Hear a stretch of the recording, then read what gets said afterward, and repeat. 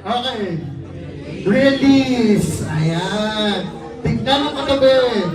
Mukhang bagong laya ba yan?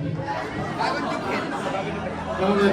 O nakakulong pa rin sa mga nangyayari sa kanyang buhay. Dahil kapag tinagalog natin ang salitang release, ang exact term niyan ay palayain. Pakasabi nga? Kasi kapag pinefine natin ang word na release, mabilis lang ako, next slide please. Sabi ni Google, release means to set something or someone free from confinement. To stop holding or gripping something. Ibig sabihin, life in general, masarap sa feeling kapag malaya ka. Kapag nagagawa mo yung gusto mong gawin nang walang pumipigil sa'yo. O kapag gusto mong gawin itong bagay na to, free ka talaga na gawin ang lahat ng yon. Masarap sa feeling yon bilang tao. Tama o tama? Pero dahil tao ka lang din, hindi mo rin maiwasan na maging bilanggo sa sarili mong mga pinagdaraanan. Nasa confinement ka, nasa isang lugar ka, maaaring bilanggo ka sa past mo, na hindi ka pa rin makamove on nung grade 3 pa kayo, or hindi ka pa makamove on sa mga failures mo, nasa kulungan ka pa, nasa bilangguan ka pa, ng mga past relationships na hindi maganda sa'yo. Or, eto, mas kalapit na illustration. Sabi dito, to stop holding or gripping something. Kasi minsan, hindi lang tayo basta bilanggo. Minsan, tayo mismo may hawak ng mga sarili nating dilim sa ating mga buhay. Sample,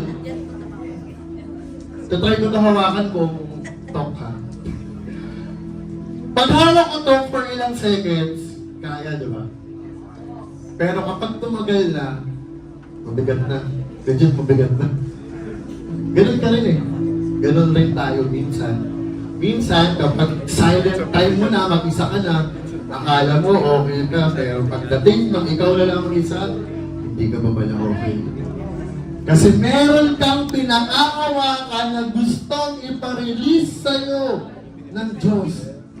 Kuya Jay, ano yun? Ay, hindi ko alam. Ikaw lang nakakaalam. Kasi tulad ng illustration na to, next slide please, ayan. Bakit ba kasi kumakapit ka pa, eh may jowa nga yan?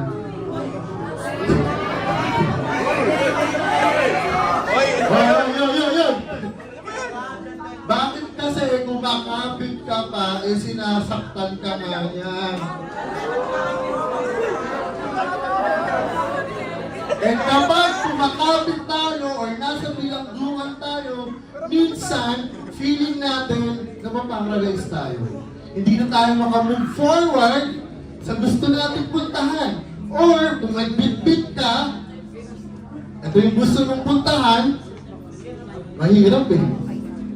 Mabigat, masakit, mahirap, mabigat, masakit. Kaya most of the time, hindi tayo makapunta dun sa goals natin. Because the reality, next slide please, that sometimes holding on does more damage than letting go. Sino para sa kanila tumuhin na? Yan ay topic. Sometimes holding on does more damage than letting go. Bago tayo magpunta sa main message natin, ito lang ang tanong ko. Next slide please. Bakit kaya minsan nahihirapan tayong mag-let go sa ating mga buhay?